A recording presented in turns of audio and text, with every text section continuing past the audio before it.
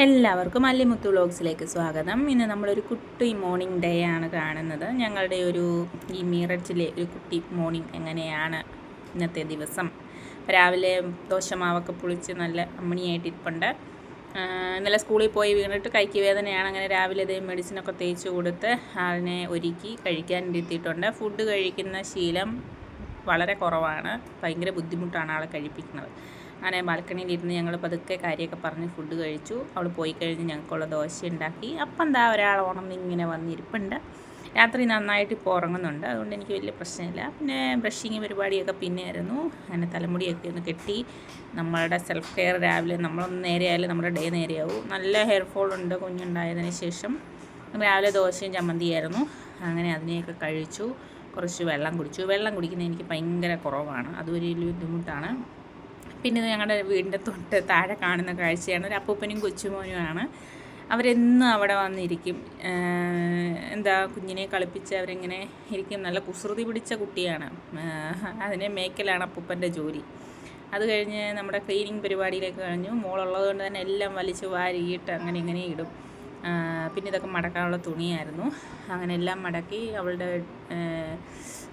ബുക്കൊക്കെ ഇരിക്കുന്നതും ഒക്കെ വൃത്തിയാക്കണമായിരുന്നു നമുക്ക്. അപ്പോൾ അവിടെ എല്ലാം വൃത്തിയാക്കി. ഇതൊക്കെ മിക്കവാറും ദിവസങ്ങളിൽ നടക്കാറുള്ള കാര്യങ്ങൾ തന്നെയാണ്. എത്ര ചെയ്താലും ഇതൊന്നും നമ്മൾ തീരില്ലല്ലോ. അതുകൊണ്ട് അങ്ങനെ രാവിലെ തന്നെ അതെല്ലാം ഒന്ന് ശരിയാക്കിയിട്ട് ഒരു 10 മണിയൊക്കെ ആകുമ്പോഴാണ് നമ്മുടെ കുക്കിംഗ് സ്റ്റാർട്ട് ചെയ്യുള്ളൂ. രാത്രി വരെയൊക്കെ ഇരിക്കേണ്ട ഫുഡല്ലേ, ഇപ്പം പന്നലായി പോകണ്ട എന്ന് വെച്ചിട്ട് ഒരു ടൈം ആവും. പിന്നെ മോളുള്ളതുകൊണ്ട് തന്നെ നല്ല ടൈം എടുക്കും എല്ലാം ചെയ്യാനായിട്ട്. ഇടയ്ക്കിടയ്ക്ക് അല്ലിക്കുഞ്ഞ് കരയുന്നുണ്ട്, അവൾക്ക് ഫീഡ് ചെയ്യുന്നുണ്ട്. അങ്ങനെ ബെഡൊക്കെ വൃത്തിയാക്കി. ബെഡ് വൃത്തിയാക്കുന്ന ഒരു ടൈമിൽ അല്ലിക്കുഞ്ഞിനെ ഇവിടെ ഇങ്ങനെ പാവരിച്ച് കിടത്തും. മറ്റേ ദിവസങ്ങളിങ്ങനെ എണ്ണി നോക്കുകയാണ് എന്നാണ് നാട്ടിൽ പോണതെന്ന്. അത് കഴിഞ്ഞ് ഇതിൽ നിറയെ വേസ്റ്റ് ഉണ്ടായിരുന്നു, അപ്പോൾ വേസ്റ്റ് കൊണ്ട് കളയണമായിരുന്നു. വേസ്റ്റ് കളയാനായപ്പോഴത്തേനും അല്ലിക്കുട്ടി കരച്ചിലായി. പിന്നെ മേളത്തെ ദീദി വന്നിട്ട് വേസ്റ്റിനെ താഴെ കൊണ്ടുപോയിരുന്നു. എന്നെ ചേട്ടനെ ലോക്ക് ചെയ്തിട്ട് പോയി വെളിയിൽ നിന്ന്. അത് കാരണം ഞങ്ങൾക്ക് വെളിയിലിറങ്ങാൻ പറ്റിയില്ല.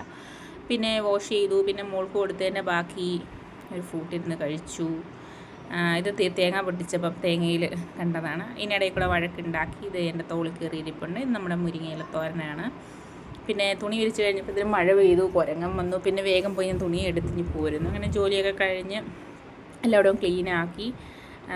ഇതാണ് കുരങ്ങനെ ഓടിക്കുന്ന സാധനം കേട്ടോ. ഇങ്ങനെ ടോർച്ച് അടിക്കുമ്പോഴത്തേനും കുരങ്ങൻ ഇത് കണ്ടിട്ട് പോകും.